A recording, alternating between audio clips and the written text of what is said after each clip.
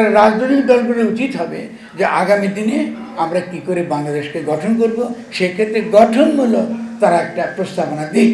ফলে রাজনৈতিক দলগুলোকেও এই বর্তমান সরকারকে আস্থার মধ্যে আনতে হবে। এখন যখনই আমরা রাষ্ট্র গঠনের কথা চিন্তা করি, আমরা কিছু রাজনৈতিক দলের কথা চিন্তা করি। রাজনৈতিক দল দরকার আমাদের রাজনৈতিক দল ছাড়া তখন চলবে না। রাজনীতি করার অধিকার আছে প্রত্যেক মানুষের, কিন্তু রাজনৈতিক দলগুলো কী চায়? সে আবারও দ্রুত বেগে চায় যে সে ক্ষমতায় যাবে আর আবার 15 বছর লুটপাট করবে। এটা তো রাজনৈতিক দল হতে পারে।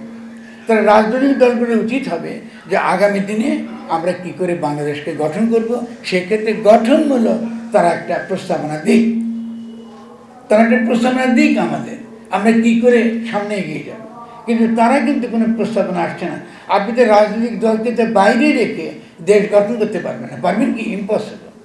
কারণ তারা জনগণের কাছে থাকে, জনগণের তারা মোবিলাইজ করে। ফলে রাজনৈতিক দলগুলোকেও এই বর্তমান সরকারকে আস্থার মধ্যে আনতে হবে, আস্থার মধ্যে আনতে হবে যে আমরা সকলে মিলে বাংলাদেশকে গঠন করতে চাই। এবং সেই ক্ষেত্রে আসেন আপনাদের প্রস্তাবনাটা কি।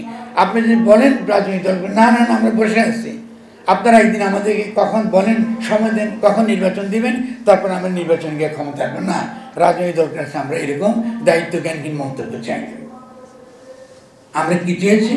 যে বক্তব্য আজকে আমি দিচ্ছি, সেই বক্তব্য রাজনৈতিক দলগুলোর কাছ থেকে আসা উচিত ছিল কিনা বলেন? আমি তো রাজনৈতিক দল করি না, আমি একজন ব্যক্তি, বুদ্ধিজীবী আকারে আমার দায়িত্ব থেকে কথাটা বলছি। তাহলে আপনারা কেন বলেন না যে বাংলাদেশে শেখ হাসিনার ফ্যাসিস্ট সংবিধানের অধীনে শপথ নেওয়াটা ঠিক হয় নাই? আপনারা কেন বলছেন না? আপনারা কি শেখ হাসিনা দালাল? বলেন নাই কেন? তা যদি দালাল হয়ে থাকে তো নির্বাচন কি জন্য দেবো আমরা আপনাদেরকে? তাহলে ছাত্র জনতার সৈনিকের যে ঐক্য গড়ে উঠছে তার ভিত্তিতে আমরা অগ্রসর হব। আপনারা সকলে যদি ফ্যাসিস্ট শক্তি দালাল হয়ে যান, তাহলে নতুন করে বাংলাদেশে গঠন করতে হবে, আর তো কোনো পথ নেই আমাদের। তাহলে আমাদেরকে এই কথাগুলো অত্যন্ত ঠান্ডা মাথায় চিন্তা করতে হবে এবং তারপরে আমরা বড় চিন্তা করতে পারবো কল্যাণ রাষ্ট্র।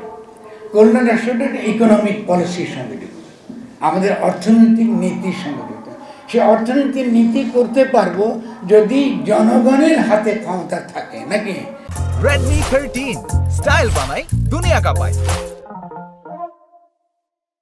আমার হাতে ক্ষমতা নাই, তো আপনি কি মনে করেন যে মাফিয়া লুটেরা গোষ্ঠী এমন একটা নীতি তৈরি করবে যে জনগণ উপকৃত হবে? এটা তো হবে না, যা আছে তাই চলবে। তাহলে প্রথম কাজটা হচ্ছে আমাদের রাষ্ট্র, এটাকে ঠিক মতো বানাতে হবে। এটাকে বলে কনস্টিটিউট কথা শোনা মানে গঠন করা। তাহলে রাষ্ট্রটা বানাতে হবে, রাষ্ট্রটা বানাতে সকলকে অংশগ্রহণ করতে হবে। এই যে একটা সভা, এটার গুরুত্ব অপরিসীম, এটার গুরুত্ব অপরিসীম। এটা কিন্তু রাষ্ট্র গঠন সভার একটা, যেটাকে বলে কাউন্সিল, পরামর্শ সভা। এরকম সভাগুলো বিভিন্ন জায়গায় গড়ে ওঠে এবং সেখান থেকে জনগণ তাদের মতামত পাঠায়। আমরা একটা ন্যাশনাল একটা কনস্টিটিউশনাল কাউন্সিল বানাতে পারি, যে ঠিক আছে বানান আপনার ন্যাশনাল কনস্টিটিউশনাল কাউন্সিল, আমাদের প্রস্তাবগুলো, এখানে যে প্রস্তাবগুলো পাস হবে এগুলো যাবে ন্যাশনাল কনস্টিটিউশনাল কাউন্সিলে।